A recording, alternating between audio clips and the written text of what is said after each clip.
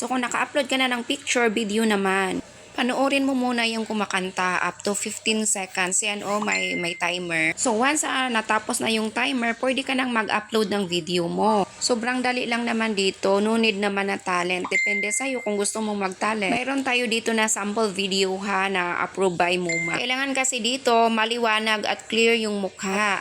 Clear yung video para madaling ma-approve ni Muma. So dahil natapos na ang timer, pwede na tayong mag-upload ng video. So ito nga yung pag-actual na audition ko dito kay Muma. So nag-audition pala ako dito ng umaga. Pagkahapon na-approve na siya kaagad at nakapag-start na ako as bali. Check nyo na lang yung sample video, nasa GC naman yan. Hello! Welcome to my live! My name is Sel from Legendary Duterte Agency. 30 years old from Philippines. So ito yung video na sinubmit ko sa umaga, paghapon approve